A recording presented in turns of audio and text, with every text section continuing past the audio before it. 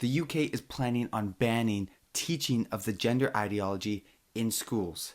I'm going to be giving you a quick summary of all of what has been happening over the next 3 minutes. So stay focused for the next 3 minutes because I'm going to show you on what you can do whether you like or dislike this new education guideline change.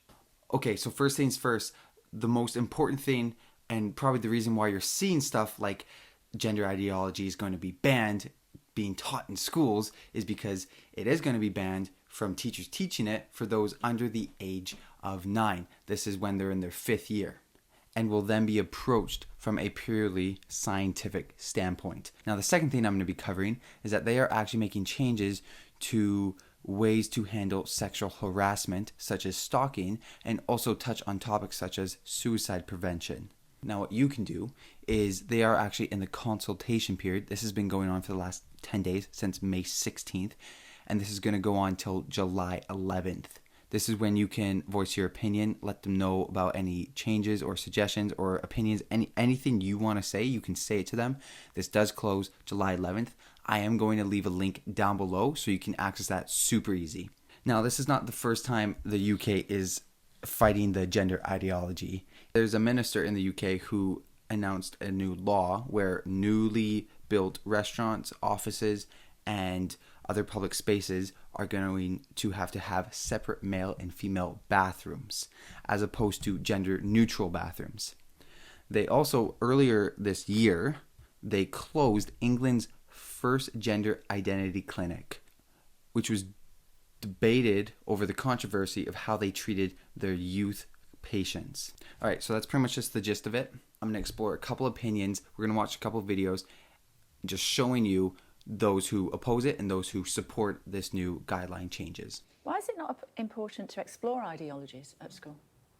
Well, you can explore ideologies. You know, you can have different sort of contested debates, view A, view B, debate them, etc. But you can't, say that this is something that people believe and people believe is a fact when it's not.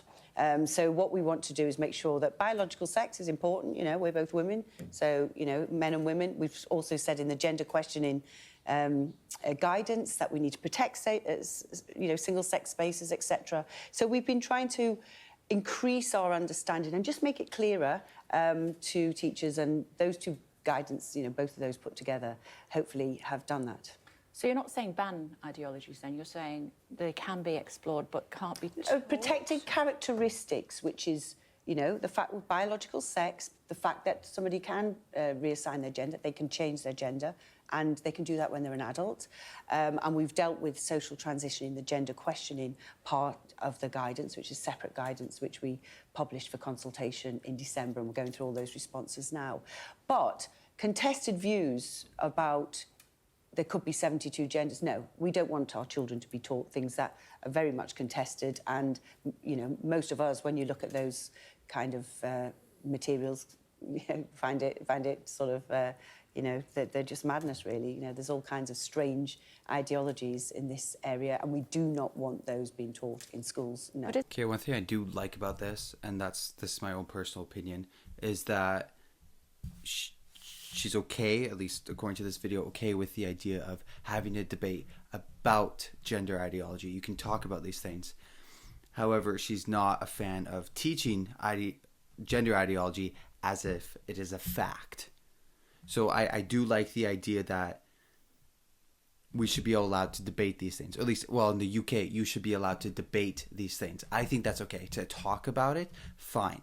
To teach it, part of the curriculum, and teach it as fact, that's where things get a little tricky because, again, this is a controversial topic. December 2020, you're saying you didn't have enough information to hand to let you know that trans women aren't women?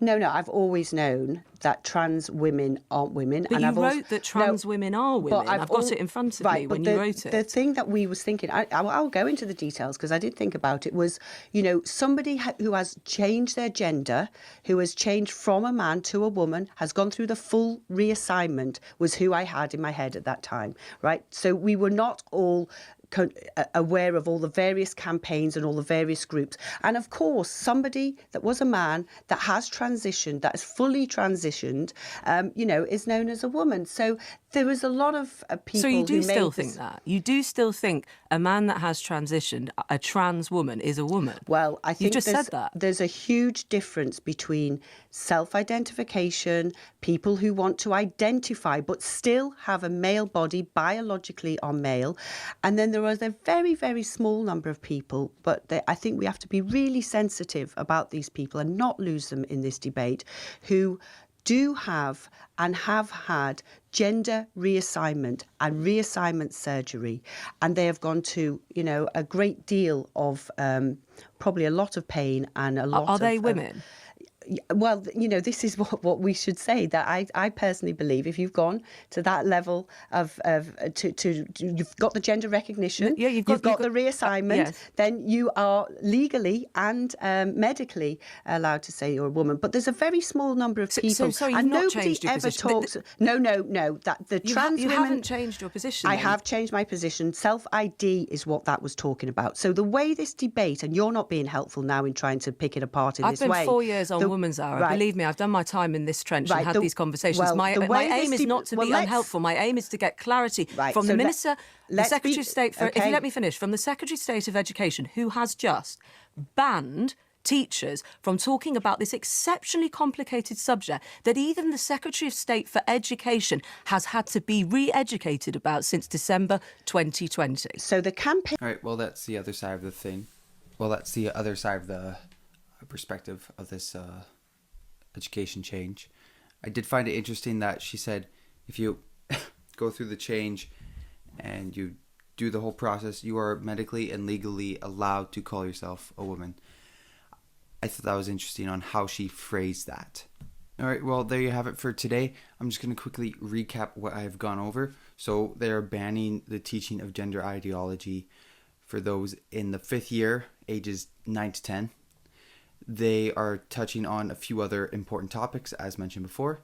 And there's the consultation, the way that you can give your own opinion.